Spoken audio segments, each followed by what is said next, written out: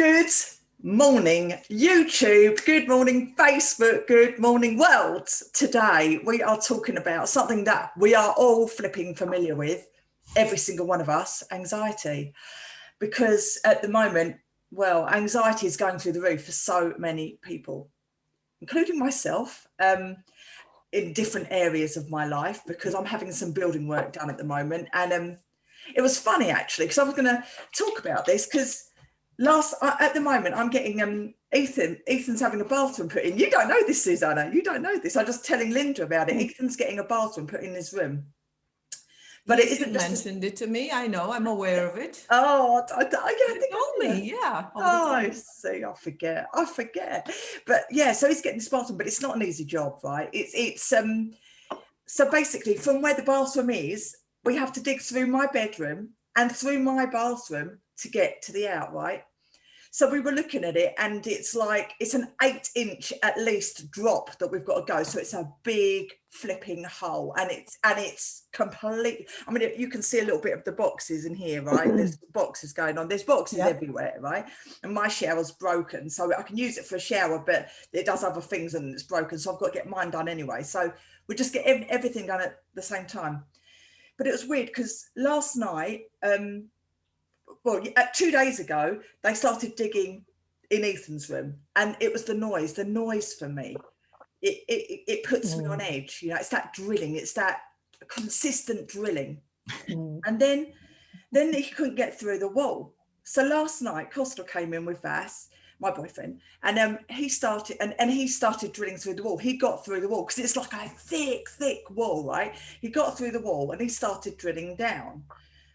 And it went on for a couple of hours, and the noise and it was, and he'd had a couple of drinks as well, because after he'd done the whole day's work and then came home and done this. But I went into the room and he was a bit kind of thing, right? And there was this hole in my floor, and I looked into this hole and I instantly felt the biggest anxiety. And it was a mixture of, it was weird. It's only just now that I've realised what it was, right? But I felt all panicky. But it was a mixture of, I think it was when my grandpa got buried when I was really young. And it was looking into the ground, right? Because it had gone through the plastic and through, because obviously we're going to have to reseal it. We're going to have to put all the black tar around it, whatever it is that you've got to do, and then plastic and then the pipes. But because it's going down through the water, you know, the drain thing, whatever it's called. I don't know what it's called. But you've got to go through. But underneath there, you see different colours in the concrete, so the damp rising, and it instantly brought it back to, I think it was looking into the grave. Yeah. And that triggered me. That alongside the noise, and then alongside Costal being a bit pissed, to put it nicely, and the Costal being pissed because I was in a state of anxiety. That took me back again as well to the place where my ex-partner had been so drunk that we went to this festival. This is going back, I don't know, 15 years ago now. And he was so drunk, he used to drink a lot. And he was so drunk that I was in bed. It must have been about, I don't know, maybe midnight. I had a gig the next day, so I was getting up and I was going off to a gig. But we were in a tent. I'd set the tent out all nice, and I'd gone to bed probably about 11:30, just so I could get some sleep, ready for getting up early. And while I was lying in this bed that I'd made, this thing, there was a thud next to me, right? There was a thud outside the thing. It was this far away from my head, right? And what happened was I came out, I was petrified. I came emerging out the tent, everyone's sitting around, right? And it turned out that one of his friends had fallen over, because they're all absolutely legless, right? At a festival, I mean, you can see, that's fine, I haven't got a problem with that, but it was the fear. And he'd fallen over one of the tent poles, and I'm not joking, I would have been killed. I'm talking millimeters. It was next to my head, right? And it was a big man. Oh, Susanna's disappeared. She's coming back in a minute, I'm sure. So it fell completely next to my head and almost literally killed me. And I came out, and all my ex did was, because he was so drunk, was just laughing. They were laughing at me, just laughing. Oh, you're all right, aren't you? You're all right. But the fear, the panic, that was real. And I was so scared, you know. And so I think that triggered from Costa being drunk, the hole in the ground from the grave, and the fact that my house is, and it's like you can imagine concrete everywhere. Everything's completely screwed in my house, boxes everywhere, everything. And the fact that there's no escape, there's nowhere to go. Suzanne, you're back. She's back. So what did you do to handle that? Well, all I could do is I recognised that I was in an anxious state. It's happened a few times to me in my life, right? But last night I realised I was in an anxious state and I just had to get away. So I slept with Ethan last night in his bed, because that's where the only place I could sleep, because there's a sheet up so it keeps the dust out. So I slept there, and Costa came in, and I was like, look, I just can't speak to you at the moment, because you can't communicate properly with someone that's had some drink, right? You just can't. No. My past, I've had a lot of stuff like that going on, and it puts me on edge. And I've recognised now that I just can't, I need to be away. And luckily enough, he wasn't that drunk that he turned around, was, he wasn't abusive, and it was like he understood. And he left, and I just went to sleep. I went to sleep with Ethan, but I had to remove myself from the situation, and I had to look from perspective. And that perspective was where I got about the ground, and where I got about my ex with the tent. So from that was a very powerful place. Were you able to help yourself to understand that was all in the past and that was not now? Yes, that was not happening now. I recognised that, and I realised I came to, well, all I could do was come very present, zoom out a little bit and look from perspective, and realise that, all of this is going on, but it won't be forever. And, and there wasn't a fight or flight problem. There wasn't a problem like that. So no, there isn't a real problem. There was no conflict, it was just, it's just a very stressful situation, and the anxiety that it invited in was extremely powerful. But you see, I remember a point going back before I met Cos, and I paid, it's just me and Ethan, I was looking after him on my own, and I was paying for my house to get like insulated. Susanna's having problems with her internet. And I was paid my pupil's dad, who was apparently a renderer or whatever he did. I paid him £12,000 out. And I remember one day it was getting towards the winter, and he'd let me down a lot, right? And he wasn't coming back, and I'd paid him all the money, and it was just me and Ethan. So it was really a stressful time then. And it was getting towards the winter, and everything was just hanging off the walls. All the money I'd paid out to him and for all the materials, it was getting ruined, and it's coming towards the winter. And I remember there was a time that I was so anxious, and I remember going out about 2 o'clock in the morning, just looking at it, and it was raining, and I was wearing a dressing gown, and I was like, I couldn't breathe. I was like literally in a state of panic. Panic that attack. Was it. Panic attack. It was a panic attack brought on from the anxiety about, I couldn't control the situation. I couldn't control it in any way. And so that was my lowest point. That was my lowest point at that time. And I remember that I had to kind of like zoom out and breathe. And I didn't know my NLP at the time, so I had to like kind of deal with the situation. But all I could do is what I could do. So the next day I'd made that decision that I'd lost the money with him, and I was going to try and find someone to fix it, and I did. And that's how I actually met Costa, which is the weirdest thing, because his firm came in and fixed it. So it was a weird story. But yeah, that state of anxiety is so powerful. And it's disabling, isn't it? And in NLP, what we say is the purpose of NLP is always to give you more options. That's right. And I've experienced, not in all situations, but I've had some excellent experiences of being able to choose from a menu of options instead of being triggered with things. Usually it would be what someone has said to me is usually what would trigger me, rather than circumstances, maybe sometimes circumstances. And it is marvelous that you've got that nothing is driving you to be ridiculous or be angry or be scared. I was just scared. Unhelpful or be scared. Yes. Yeah. It's fabulous. So we're always looking for ways to open up options, I guess. Can we bring it down to that? Absolutely. At the time that we're offered.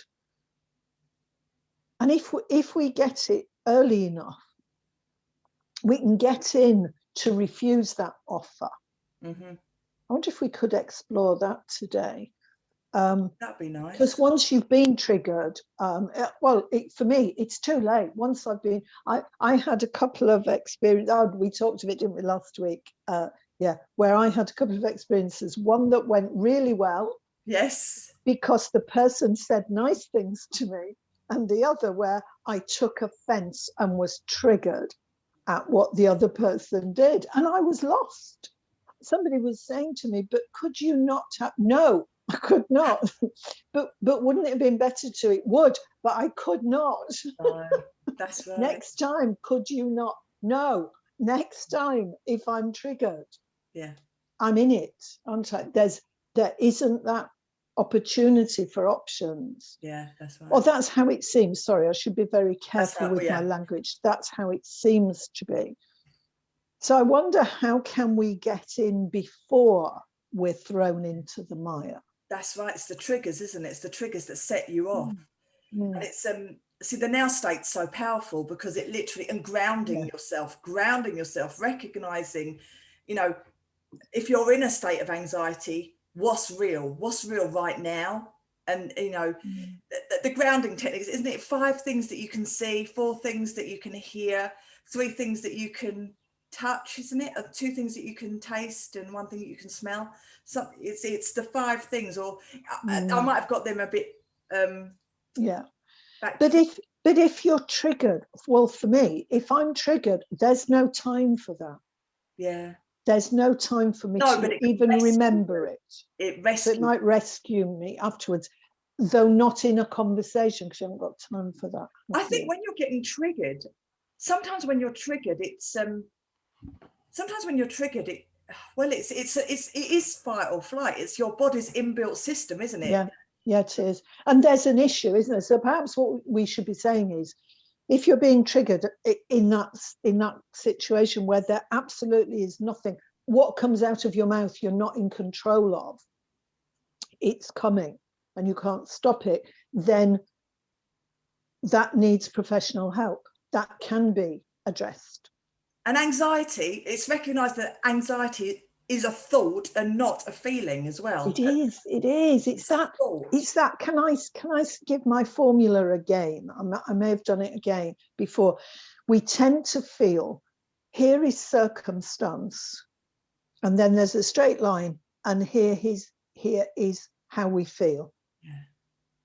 And therefore that justifies how we feel, because this is an awful circumstance. Look, this person did this to me, or this, whatever it is, or I'm unable to go, I'm isolated.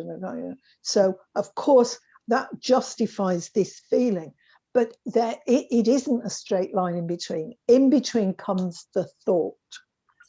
Circumstance, thought, feelings. Yeah, that's right. It's just finding the... So can we get in the thought? And can we train ourselves? Because not everybody, we're aiming in these talks, aren't we, to help everybody? Yes. And not everyone is able to get professional help. So I wonder, can we train ourselves once we hear we've been triggered? The first word out of my mouth was no. It was a loud no. Protection. So once I've heard no, then could I train myself to take that as a warning and make a better choice?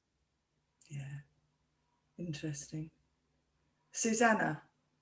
Yeah, I'm sorry. I think I've been in and out. My internet connection was not that good. You're so in right now. You're in the in crowd now. Yes. This is the in I have crowd. to go now. Well, actually, I have so many things to say about anxiety, because anxiety has been my, if you're on my partner, my life's partner, and probably you know, or if you don't, I'm telling you now, it's in Ayurveda, and this Indian science of medicine. We're looking at the elements and what's predominant in your body. And there's Vata, there's Pitta, and there's Kapha. And Vata is the wind, and Pitta is the bile, and Kapha is the mucus. And so we're all born with a certain tendency, and that tendency shows as an excessive state of that dosha. So if you have too much wind, if you are of a wind nature, your body tends to produce wind excessively. If you have a water tendency or a kapha tendency, then your body tends to produce too much water, regardless of what you're doing. I mean, by itself, the body produces that. And each of these doshas come with a certain emotion, predominant emotion, or a set of predominant emotions, which are of a vata or of a pitta or of a kapha nature. And the emotion that is corresponding to the vata dosha is anxiety, fear, and restlessness. And so anxiety is also a component of the body.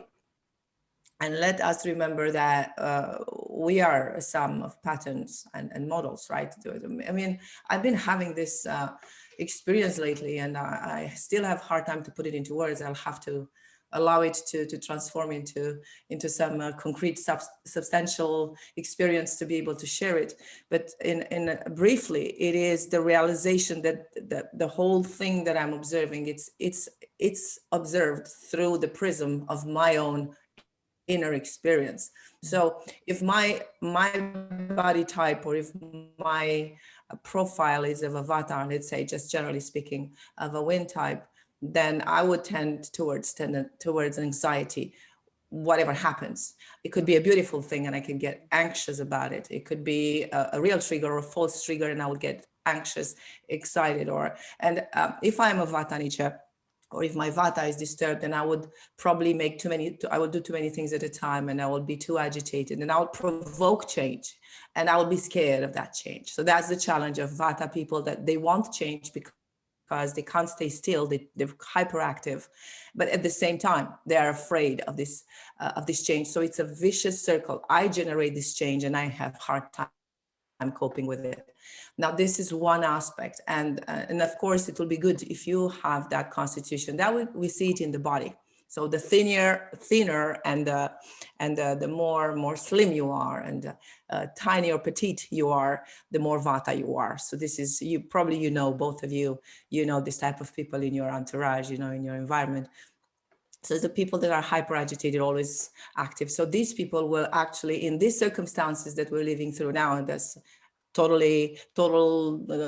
change that's happening. Imagine if you already have a constitution that way, you're already more anxious than the great majority. So a good thing would be to look into that and see your body type, because there are many ways that you can deal with anxiety through Ayurveda. There are some herbs that you can take, the way you eat, and you can help the body calm down. Because what's anxiety? What is it? It's a state, right? It's a state in the body. That's a hyperaction, hyperactivity in the body. And basically, what was else that I wanted to say? You have also the states that are generated by events, but that shows a pattern in you. Yeah. And you were asking, Linda, how do we do when that trigger comes? Well, you see, maybe just being aware that you have this trigger. You have, as you said, if you don't have the capacity to see a professional and get professional help, the first thing you do is you notice it, but that's the hardest part to do, because we don't want to look at bad things in ourselves. But one very first, and the first layer that can be revealed is the awareness of what's going on. Because coming back to the idea that we are a sum of patterns, who am I in this? Who am I in this? I'm asking this to both of you. Who are we in this sum of patterns? Who are we? We're the victim. Well, no, we are the observer. We are the observer. Because they happen to us as well, though. So we're bringing it with us. No, because from the Ayurvedic and Vedic perspective, we are embodying this, and this this physical and mental sum of patterns does not belong to me. I am the witness. I am the consciousness. I am the light that activates and animates this body. I am the witness. I am here to see. I am here to see, and seeing is transforming. So just the first step you do when you have this trigger, you notice, you at least become aware. You take a conscious breath. That in itself could make a major impact. And think of let me take a napkin to show you.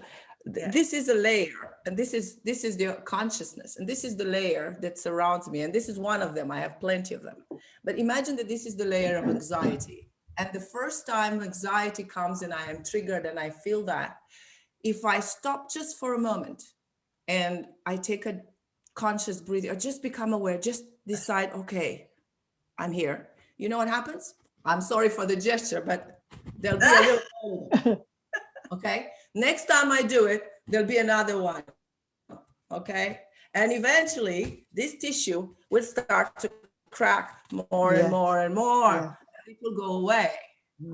So to me, this is about anxiety, or it could be about any other pattern that is there. And the thing is that you have to remember, but if it's so painful, that pain, use that pain to remind you, hey, that pain right now can pull me into taking a conscious breath. That's all. I take a deep breath and I observe. Nice.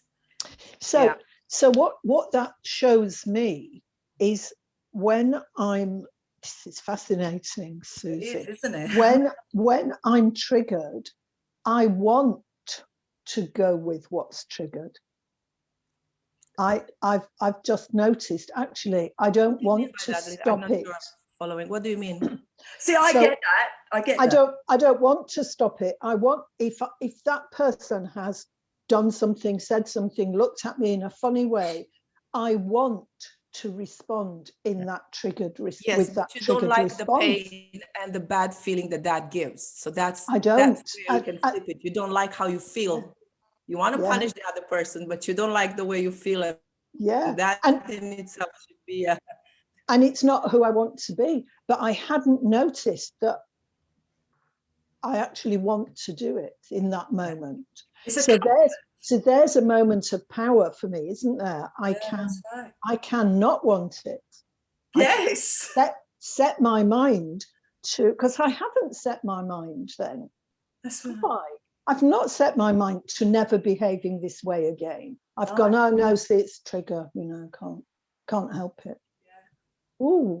It's almost, see, the thing is, it's like almost like when we're triggered into that anxiety, we're comfortable because we know that it's a comfortable thing, because we're comfortable with the fact that we've got anxiety. Oh, it's anxiety, it's comfortable. I know what it is. But it's that stopping, getting out that comfort zone. And see, to me, it's just so powerful, zooming out and looking at what the situation can bring to me. Looking from a fly on the wall perspective and looking at the situation. When you're so zoomed in on something, that's when that paranoia starts, and it's the fear and the anxiety and the breathlessness and the panic and the shaking and all of the things that come with being in that state. Whereas if you can zoom out in the situation and look down at what is really going on, look at me right now. I'm like a wreck. Do I want to be like a wreck? Okay, I'm a wreck because of this situation that's going on, but now let's look at it from a different perspective and trying to get that perspective in it. So you can get reason and bring that with you. So can I ask Susie, is this along the same line, Susie, as what you're saying, what you're talking about witnessing? Could you please repeat? I think I didn't get the first part of your question. So what Danielle's talking about, the technique of pulling back, so that you've got a bigger perspective. Would that be part of what you're talking of as witnessing? Could that be For sure, possible? because every time you see that's a distinction that we do in we make in the Vedas and all the spiritual sciences. It's the mechanical versus conscious, the automatic versus conscious and aware. So every time you do something with awareness and with consciousness, like I want to do that now, rather than responding in a mechanical way, then yes, it's part of this process, whatever that is. Just simply asking yourself the question, stopping, even if it started, even if you feel already like you're triggered to the max. If you have that little awareness right then in the moment, just stop a moment and say, okay, what is real and true now? And take a deep breath. Even just by doing that, you can make that fall. You want me to do it again? Oh, the visuals. I love No, but there is something, because you mentioned something very important, Linda. You said that it's you want it. Of course you want it. And that part of you wanting to do that is part of the pattern. Yes. The pattern is not just simplistic things. It's like a net. It's like and it's beautiful because patterns are beautiful, but it is a part of a net of patterns. So there is the aspect of the anxiety, and then there is the part of you that likes that anxiety, and the part that is addicted to that anxiety, and the part that is triggered by others. So the whole spiritual process, because this is what we're talking about. There is no solution in here, down there, this level. There is not. The individual has the duty towards this divinity and towards oneself is to start to extract more and more and to raise the frequency from the lower to the higher.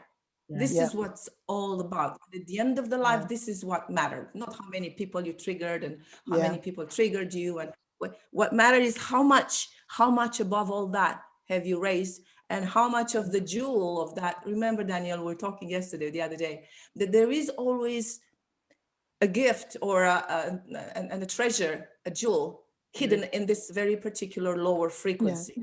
And this is what we can do. What would be, let's identify it together. What could be the gift hidden in the anxiety? Well, see, what would that be? The thing is, it's anxiety. It's yourself not taking control of the situation or letting things go to the point where you're anxious, and it can lead to depression in the greater scheme of things. So if you're taking control of that anxiety, that's what you can control. Let's think of what's behind anxiety. What is it? Let's define it well. What are we talking about here? Linda, how would you describe anxiety? It's future-based. It's something that feels to be outside my control, and it's a mixture of a mental feeling or an emotional feeling and physical feelings. Yeah, but we use this word because there's every other emotion is that it's a mix of a mental and physical. What makes this one anxiety? How do you know it's anxiety? So how do we know? So is that the same? Would that be the same as in NLP? We might say, how do you do anxiety? Tell me how you do anxiety. Would that give us the right thing? So how you do anxiety is you think about what could go wrong. Okay. and it's usually, it's going to be in the future because it's not gone wrong right now. Yeah. So you think about what could go wrong, and then you worry and worry and worry about it until the time has passed and it maybe hasn't gone wrong. But you're used to that pattern, so you will do that again the next time. So you're telling yourself something then, or you imagine something. You're imagining, you're imagining that it's, or even not necessarily going wrong, but it isn't going to go right. Because my anxiety, in the past, I have experienced an anxiety disorder for years and years and years. These days, that's not what I experience, but I do experience some anxiety where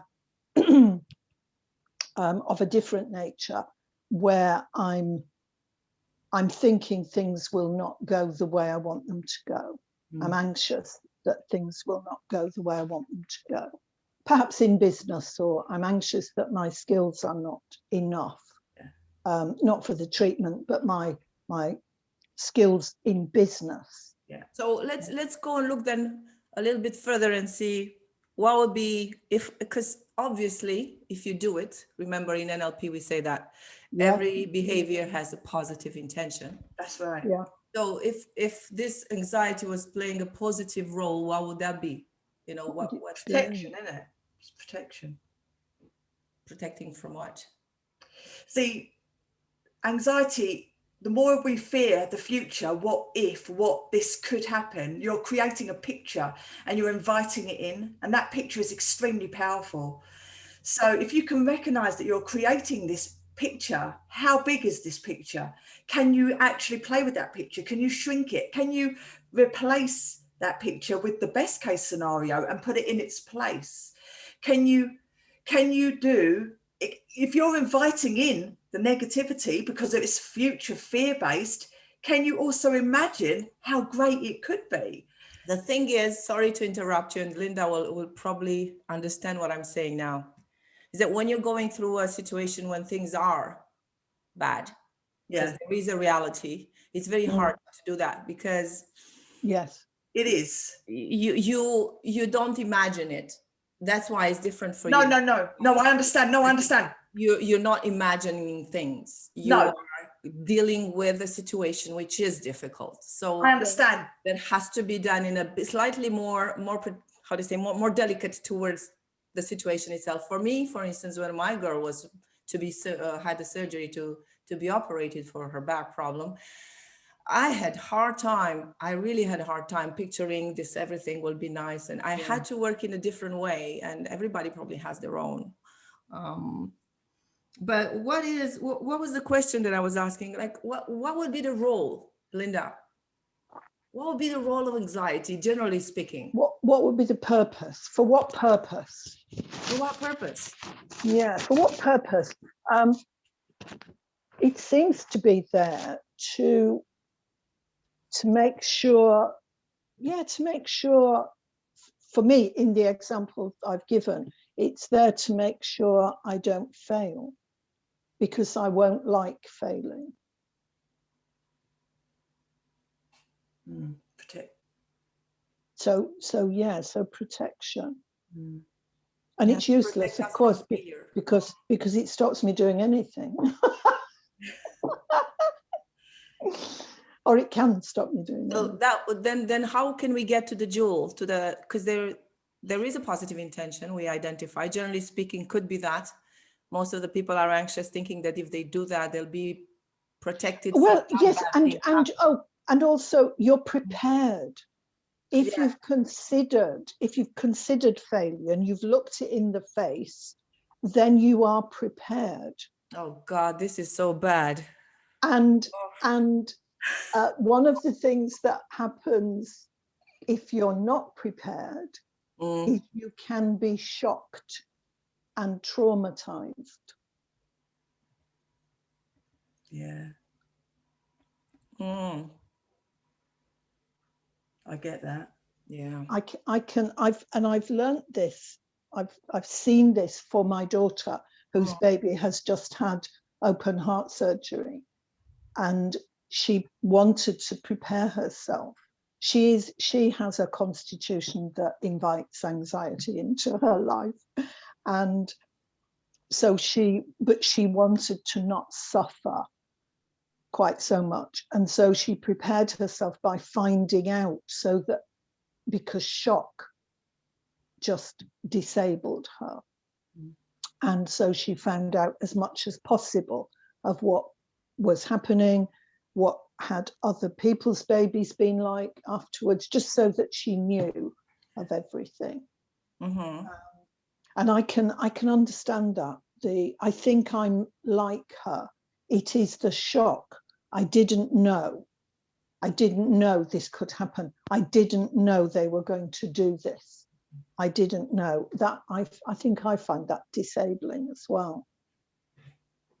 So it somehow protects us from the shock in a way that from we shock. have some time to prepare in advance for the worst.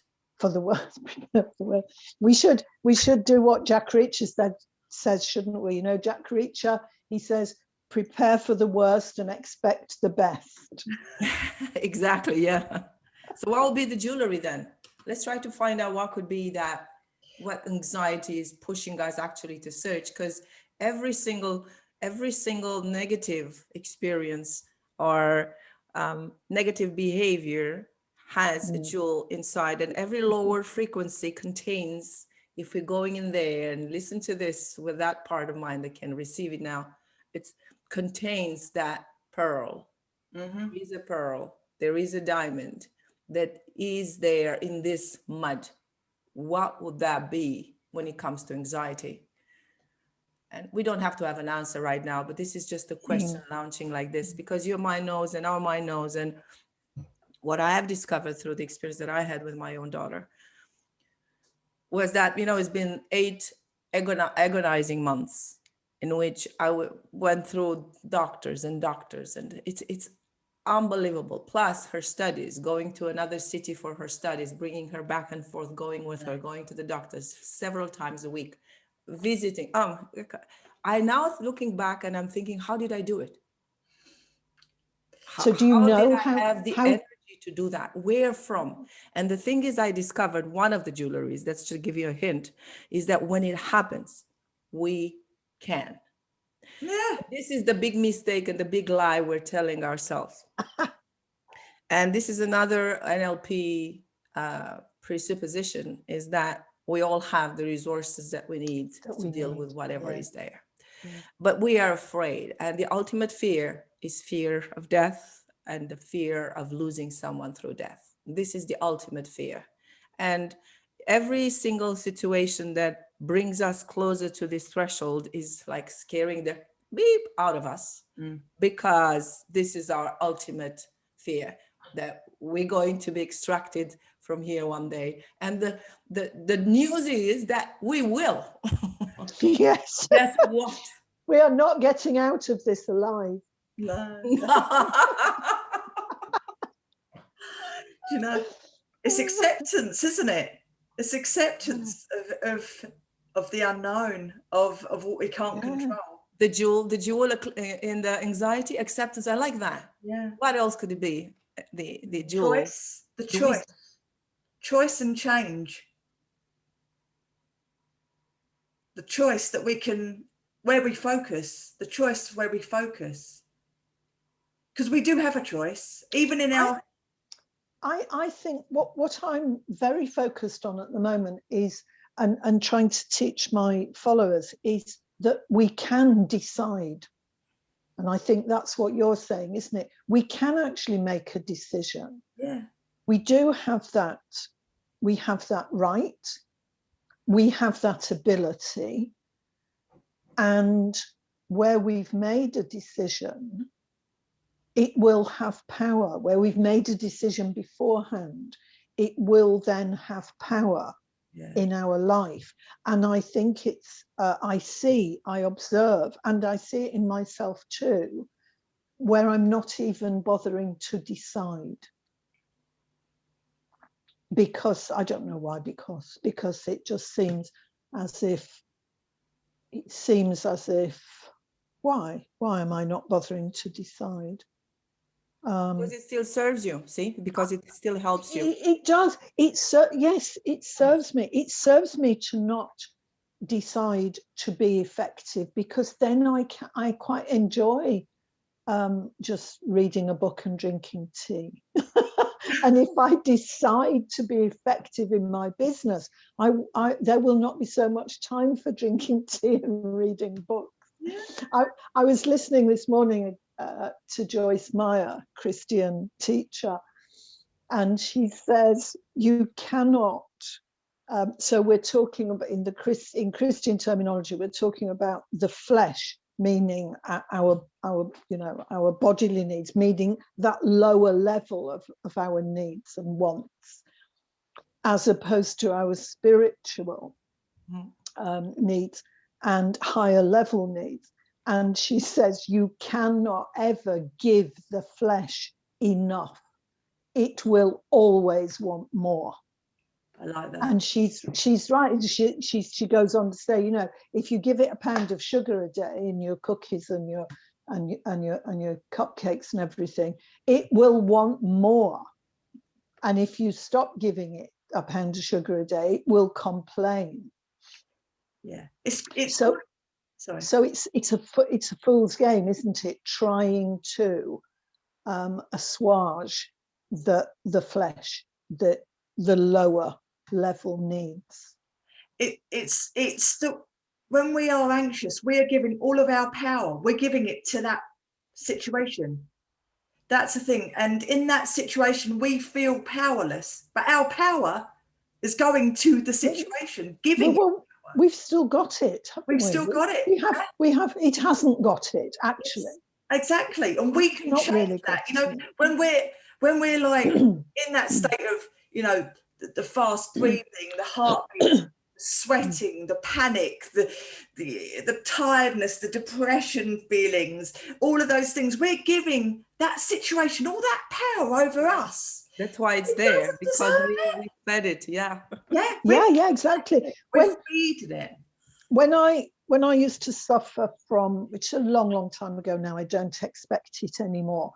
When I suffered from anxiety and depression, I used to have panic attacks. They were absolutely vile, and like everybody else in a panic. So panic attack is different to an anxiety attack. Yeah. Panic attack, you believe you are going to die. It feels like you're going to die because everything feels so awful. You feel as if you can't breathe, so you're going to die. And initially, the first time I ever was able to control one was when I thought, in the end, it went on for hours and hours in the night. And I thought, well, I don't care, then I'll just die. It went instantly.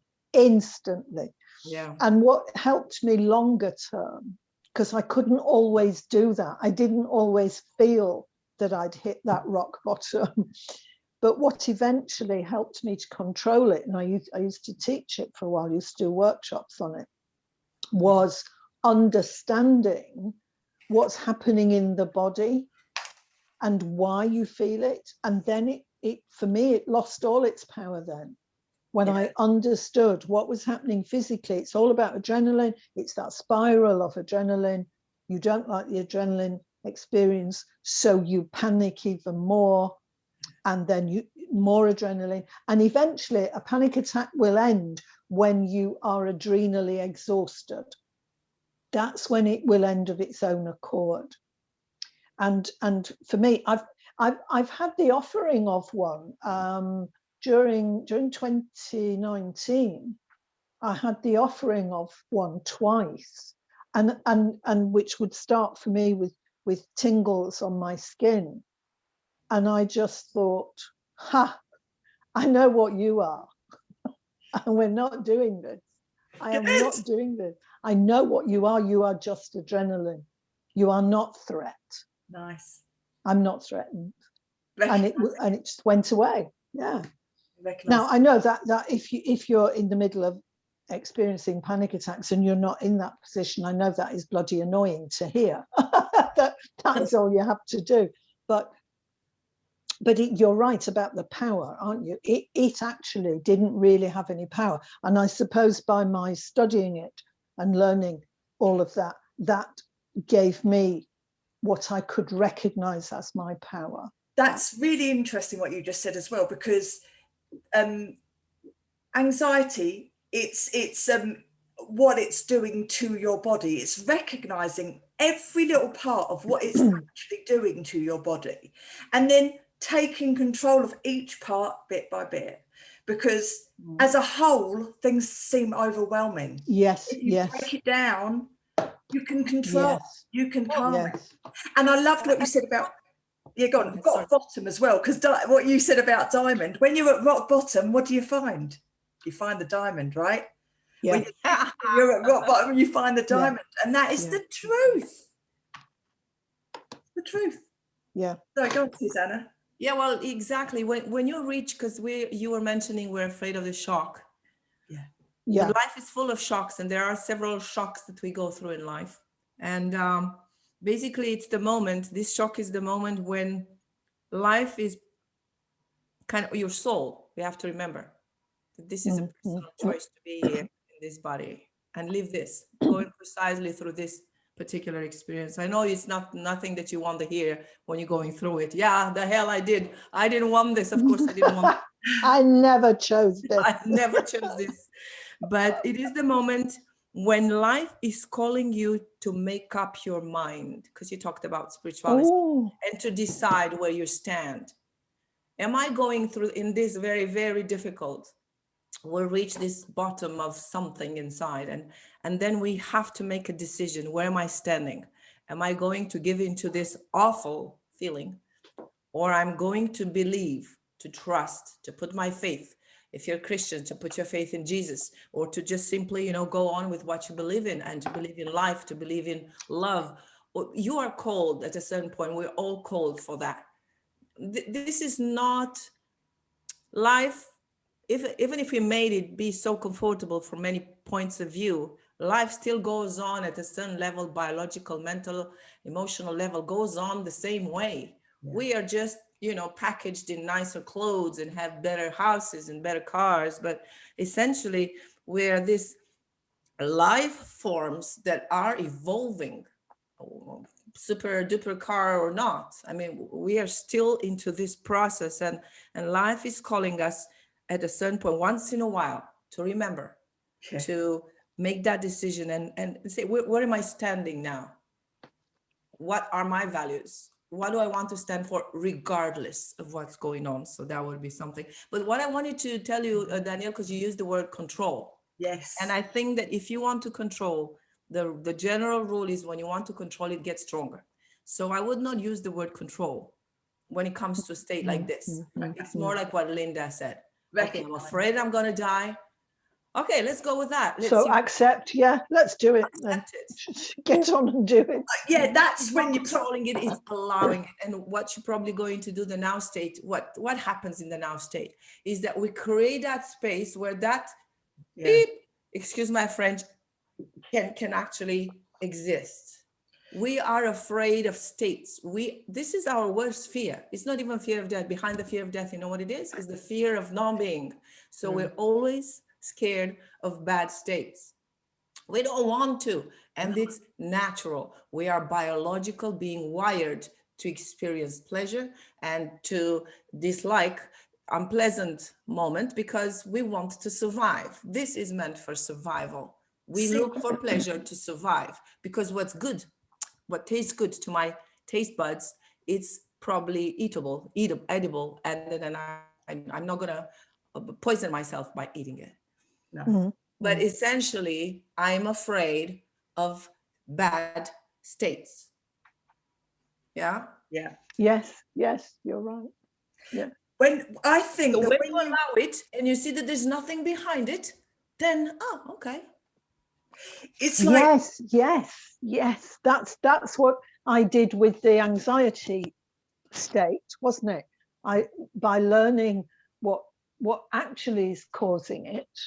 I saw there was nothing behind it. It's the Wizard of Oz, isn't it? It's just the little man with with the megaphone. It's freeing yourself from that state, freeing yourself, taking it outside into the unknown. So, but when you're at rock bottom, I think that is the place for change. I think that is the place that we do decide and we do accept. Acceptance is so massive. And when we are at rock bottom, when I was standing outside looking in my flipping dressing gown, but wearing no clothes in the rain, looking at everything going on, that was my rock bottom. And it was like, I was experiencing anxiety all the way through, but that was it. That was the rock bottom where I chose what I could do. But the thing is with anxiety, when you're going through it and you're not at rock bottom, but you're just experiencing anxiety, I think if you can break it down into sections of where you're feeling it and trying to calm each part of you, I think that that's so powerful, because recognizing that we do have control of something, we have control of our own thoughts and actions. So by bringing it inside and finding, you know, where is that feeling?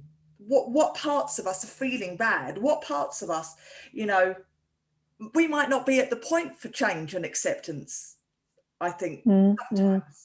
Because sometimes we think it's rock bottom. We think, goodness me, surely this is rock bottom, but it isn't. Yes. Think, oh, it's bad enough now. No, I hate this, but it's not rock bottom. And rock bottom is acceptance. That's exactly right. It is. Rock bottom is like, do you know what? Yeah. Zooming out and like, what is actually important? It is what it is. So what can I do? Yeah. If it is what it is.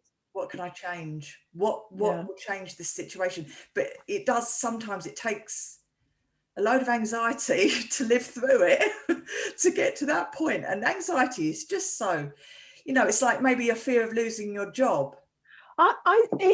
Can we also just talk a little bit about the fact that anxiety can become a habit? Yes. I've observed this in people, and as a habit, then habits are comfortable. That's right. They? Habits are what we automatically do, and they're comfortable, and they're the known. They're the devil you know. And in the clients I've worked with who have suffered from anxiety for all of their life, it can be hard to make that change because it is associated with their identity. Yeah. True. As I said, is in Ayurveda, we look at it as a constitutional aspect.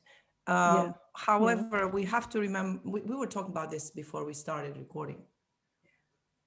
And I want people to hear this, because it is a choice. It is a personal decision. No one will take you out of anything. It has to be very, very, very, very clear. You're going to go on and suffer and be angry and be anxious and be whatever you're dealing with until you decide. Yeah. And that's the point of that rock bottom you mentioned before. Because you can come and say, oh yeah, but you know, I've been dealing with it all my life. It's going to be hard. Fine. But are you going to start to change it as of now? Are you going to put into that a little bit of effort or not? And hard is okay, isn't it? Yeah. Hard is all right. This is so lovely. This session today. Something happened for me before we started, where I realized a lot of what we're talking of here. I was a bit concerned. I had not started the day as early as was useful, but I was tired. I didn't sleep well during the night, and I didn't do what I planned to do. And the plan wasn't formulated anyway. I was in a state of, well, let's just see what happens. And suddenly, probably from readiness, it's not a rock bottom, but probably from readiness, I heard what Joyce was saying, and she said other things as well. And I suddenly realized that I have the only way I am going to I'm going to make my life the way I want it to be, in as much as we can. We can't control every moment of it. But the only way I'm going to do that is to set about doing it. And isn't it? I can't be just going, oh no, I didn't didn't do that yesterday because I don't know when it was time to do it. I didn't want to do it, or there didn't seem to be time, or I seemed to be tired. There's just, I've written down what you said, Susie, that what did you say? That in shock or in a state of anxiety or worry or whatever, you want to decide where you stand. Life is calling you to make up your mind. Yeah. And I realized this morning, I have never made up my mind to have these achievements, these achievements that seem to be outside my control, because I've never made up my mind to do it. And you can have a few goes at it. So yes, I can plan a schedule for the week of activity, and maybe I won't do that the first week, but you pivot. Once you've made up your mind to do it, then you pivot. You look at what happened, you work out, why did that, what could I do so that I could do that another time, or am I trying to do too much? What do I have to change to make this plan workable? Because if truly it's not workable, then maybe there is something wrong with the plan. Then I can adjust the plan. But I have experience of setting my mind. To me, I call it setting my mind. I've just gone vegan at Christmas. From Christmas, I'm not bothered about meat. I was vegetarian for a long time, and then I wasn't. I don't care about meat. I care about dairy. That's what I care about. I care about full fat, organic, non-homogenized milk and cream and butter and cheese. That's what I care. That is what I care about. But it's been no problem because I set my mind. I had enough reason for health to become vegan, to start eating, following a vegan diet.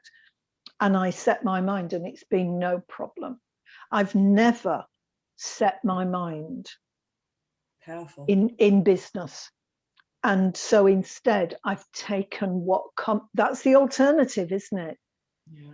You either set your mind, make up your mind, or you just let what comes come. You respond to what life throws at you. Yeah. And then that's not any good, and then you think you're not good enough at it, and then So it has been an hour. I can't quite believe it, because it feels like 5 minutes actually today. Wow. It actually feels like 5 minutes. But I just wanted to end, like, we can all end together really, but I wanted to end, like, anyone that's experienced anxiety at these times, there are resources out there, a lot of resources. I know that you've got, Linda, you've got your Calm resource that you can get on your... Yes, I'll put that link. I'll put that link in. Her version of the Now State, which is very, very calming. And I've got my anxiety course free for anyone that just wants to download it, if it can help anyone in these times. And Susanna, well, you're just generally amazing as well. I can do Ayurveda consultation as well and help people deal with anxiety from a body perspective, and also NLP and all this spiritual work that I do. So you're incredible. To contact me. And I think, can I just say as well that I think these different approaches, these approaches that look different anyway, sound a bit different, they're all important. And you might not know what Ayurveda is, you might not know anything about all that, but it's a valid approach. All of these ways of making life better are valid, aren't they? And maybe they suit some people, maybe they don't suit others, but it's always worth. And how are you going to know if it works for you if you don't try it? And just know that we are resilient as humans. Our species are extremely resilient, and although these are challenging times that we're going through in different ways for everybody, that you will get through this, and that by changing your thoughts, you can change the anxiety. So recognition is key, I think. But changing your mind. yeah, Change your mind. I love it. So everybody, I hope this has been valuable to you. It's been, you always enlighten me, because I learn every week. I really do. I do. So I'm blessed. I do too. Yeah. Yeah, this is my personal therapy session. Well, it is. On a Friday. It's true, isn't it? It's like we learn from each other. And the thing is, as humans, we don't know everything anyway. We're always learning.